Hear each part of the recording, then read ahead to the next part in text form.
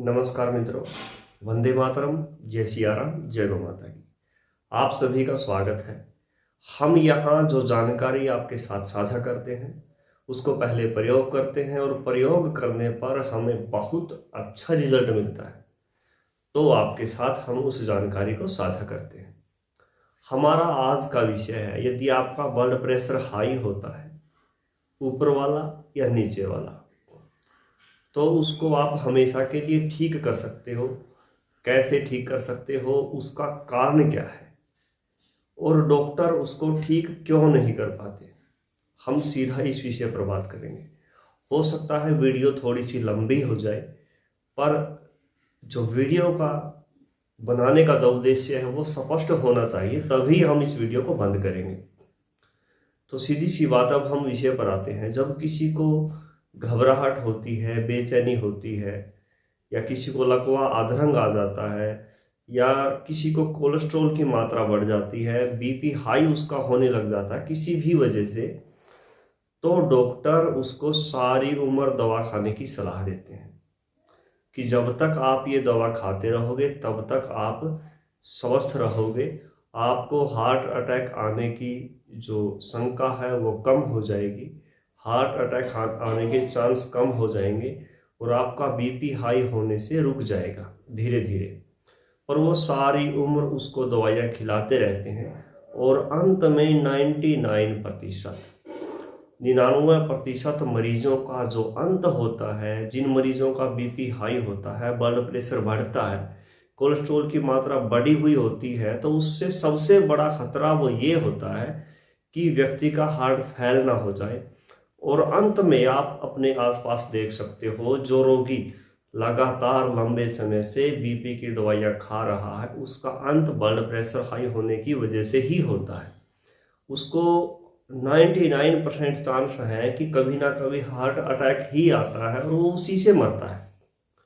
यहाँ तक भी देखा गया है कि दवाइयाँ लेते लेते, दवाई ले रहा है और लेते लेते अटैक आ गया, डॉक्टर के पास गए और वो जो है ऑपरेशन किया, एक छल्ला डाल दिया, बल्ब जिसे बोलते हैं वो डाल दी, और वो जीने लगा। और क्या पता हॉस्पिटल से निकलने से पहले दोबारा फिर अटैक आ जाए।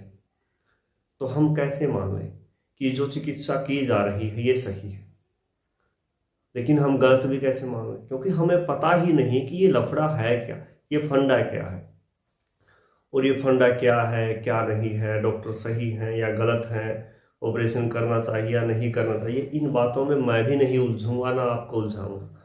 मैं सीधा आपको टॉपिक पर, विषय पर लेके जाना चाहूँगा। सबसे पहले, जब हमें कोलेस्ट्रॉल बढ़ता है, कोलेस्ट्रॉल बढ़ता है तो कहाँ बढ़ता है? खून में। जब हमें ब्लॉकेज होती है तो किस वजह से होती है? हमारे खून में कफ दोष के बढ़ने की वजह से, यानी हमारा जो रक्त है उसमें मिट्टी तत्व की अधिकता हो गई है। और किसी को ब्लड प्रेशर हाई होता है तो हमारे खून के अंदर कुछ ना कुछ बढ़ गया है, या कोलेस्ट्रॉल मान लो, या कोई और ट्राइग्लिसराइड, ये वो फलाना ढिमका, ये मतलब वसा बढ़ गई, प्रोटीन बढ़ गया, कैल्शियम बढ़ गया, ये बढ़ गया, वो बढ़ गया, जो भी डॉक्टर बोलते हैं वो सब लगा लो, आप कोई भी लगा लो। तो वो बढ़ा कहाँ? हमारे खून में। और खून की जो सफाई करने का कार्य है, हमारे खून में बढ़ी हुई चीज़ें जैसे creatinine, uric acid, urea, cholesterol वगैरह जो भी होते हैं, उसको निकालने का कार्य करती है किडनी, गुर्दे। परमात्मा ने हमें दो दिए हैं, यदि एक गुर्दा उसको निकाल पाने में सक्षम नहीं होता है तो दो दिए हैं, और एक यदि किसी कारणवश हमारा खराब भी हो जाता है तो हम दूसरे पर जी सकते हैं। बस शर्त है कि हम नियम से रहें, परहेज रखें, हम मदिरा मांस का सेवन ना करें, ज़्यादा प्रोटीन का सेवन ना करें, और अच्छा स्वस्थ शुद्ध शाकाहारी भोजन यदि हम लेते हैं और शुद्ध स्वच्छ साफ सुथरे वातावरण में रहते हैं, तो हम एक किडनी के साथ भी बड़ी सरलता के साथ अपने जीवन का निर्वाह कर सकते हैं। तो कुल मिलाकर के बात जो है वो ये आती है, जब हमारे खून में आयुर्वेद के अकॉर्डिंग 6 रस हैं। एक रस है लवण रस, जिसको नमक कहा जाता है। यदि किसी का ब्लड प्रेशर हाई होता है तो डॉक्टर सबसे पहले उसका नमक बंद करवाने के लिए बोलते हैं कि नमक मत खाना, ना सेंधा खाओ, ना काला खाओ, ना सफ़ेद खाओ, ना खड़िया नमक खाओ। यानी 5 प्रकार के जो नमक होते हैं वो 5 के 5 नमक बंद करवाने की प्रक्रिया शुरू हो जाती है। वो क्यों हो जाती है? क्योंकि हमारे जो गुर्दे हैं वो हमारे खून में से उस नमक को निकालने का कार्य सही तरीके से नहीं कर पाते, और वो जब नहीं कर पाते तो उस बढ़े हुए नमक की वजह से हमारा जो खून का प्रसार है, जो हमारे खून की गति होनी चाहिए, वो बढ़ जाती है, जिसको ब्लड प्रेशर हाई होना कहते हैं। हो सकता है ये आज आपको एक नई परिभाषा मिली हो, क्योंकि आज तक आपको किसी ने नहीं बताया होगा कि आपके खून में बढ़े हुए नमक की वजह से आपका ब्लड प्रेशर हाई होता है।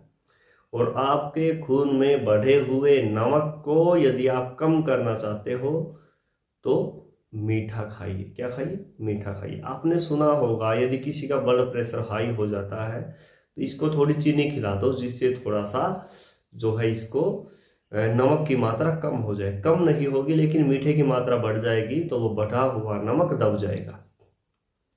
लेकिन जब वो बार बार ऐसी प्रक्रिया करता रहता है तो चीनी से उसको और भी दुष्परिणाम होते हैं, और आने वाले समय में वो ब्लड प्रेशर हाई का तो मरीज था, साथ में वो आदमी अब डायबिटीज का भी मरीज हो गया। पहले उसका नमक रोकना था, अब उसका नमक भी रोकना है और उसका मीठा भी रोकना है। यानी बंदे के जीवन से नमक भी गया, नमकीन भी गई और मीठा भी गया।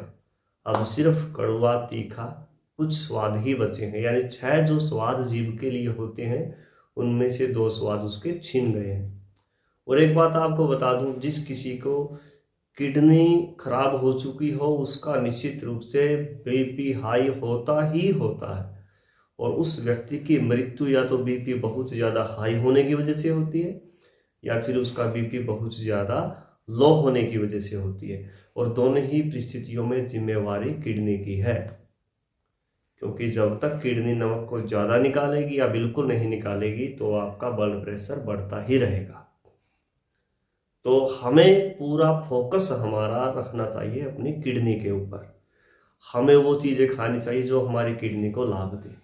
सबसे पहले यदि किसी का बीपी हाई होता है तो उसको हर रोज़ सुबह शाम 1-1 सेब खाना शुरू कर देना चाहिए, और हो सके तो सुबह के समय में सेब का रस पीना शुरू कर दे, जिससे आपके खून में बढ़ी हुई नमक को ये बाहर निकाल सके सरलता के साथ, और आपका बीपी धीरे धीरे ठीक होने लगेगा। हम इस समस्या को हमेशा के लिए ख़त्म कर सकते हैं। मात्र 3 महीने इसकी दवा चले, आयुर्वेदिक दवा, जो आपकी किडनी को बल दे, आपके लीवर को बल दे, आपके हार्ट को बल दे, और आपके खून में बढ़ी हुई गंदगी को बाहर निकाले। अब वो कोलेस्ट्रॉल की मात्रा में हो या किसी भी रूप में हो, तो आप हमेशा के लिए बीपी हाई से मुक्त हो सकते हो। अब जो आपने आज तक सुना है कि बीपी हाई की यदि दवा एक बार लेनी शुरू कर दी तो वो हमें सारी उम्र लेनी पड़ेगी, आप इससे बाहर आइए, ऐसा कुछ नहीं है। ये सब आपकी जेब से पैसा निकालने के तरीके हैं, और हो सकता है आने वाले समय में मैं भी ऐसा करने लग जाऊं।